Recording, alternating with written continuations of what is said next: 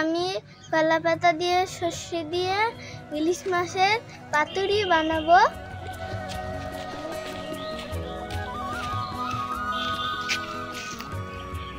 এই পাতাটা আমার হয়ে যাবে, কত সুন্দর ফ্রেশ পাতা, এটাই আমার হয়ে যাবে। এখন আমি রান্নাঘরের দিকে রওনা দেব।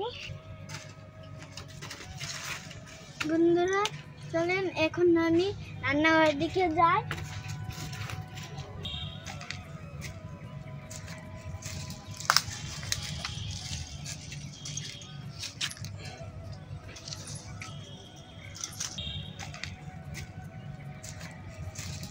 আমি এখন কলা পাতাগুলো পিস পিস করে কেটে নিয়েছি এভাবে।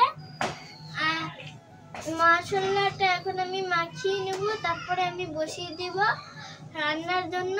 এখন আমি মশলাটা মাখাবো।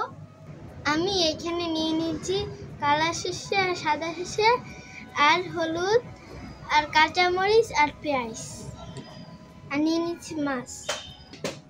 হালকা একটু হলুদ নিয়ে নিচ্ছি। আমি এখন একটু তেল দিয়ে দিব। আমি সর্ষের তেলটা দিয়ে দিয়েছি।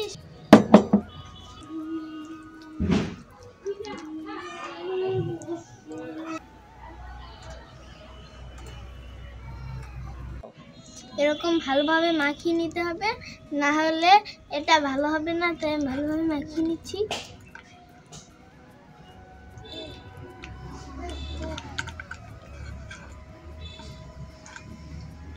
এখন আমি কলা পাতাটা কড়াইয়ের উপরে দিয়ে দিচ্ছি। আমি এখন মাছগুলো চুলার উপরে বসিয়ে দেব।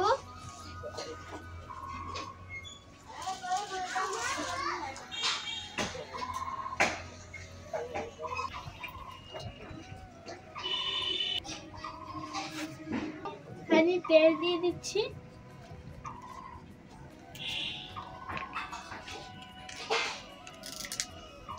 আমি কাঁচা মরিচ দিয়ে দিচ্ছি।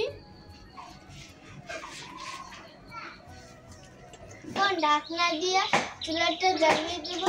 আমার ঢাকনা কলা পাতা ফুটে যাবে, তাই আমি অল্প জলে রান্না করবো।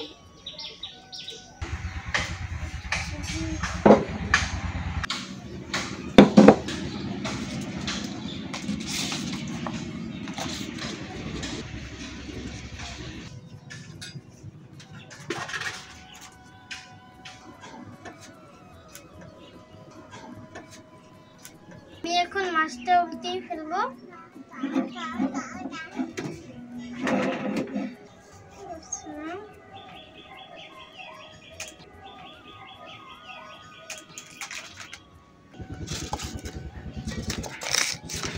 এখন কি সুন্দর একটা কালার হয়েছে।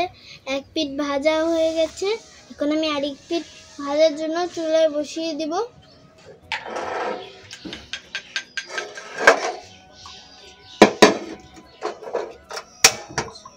হলে আমি নামিয়ে ফেলবো।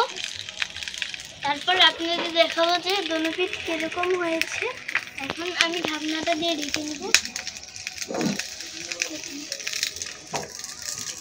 ভাজা হয়ে গেছে, কালারটা হয়ে গেছে। এখন যদি আর বেশি রাখি তাহলে পুড়ে যাবে, তাই এখন আমি উঠিয়ে ফেলবো।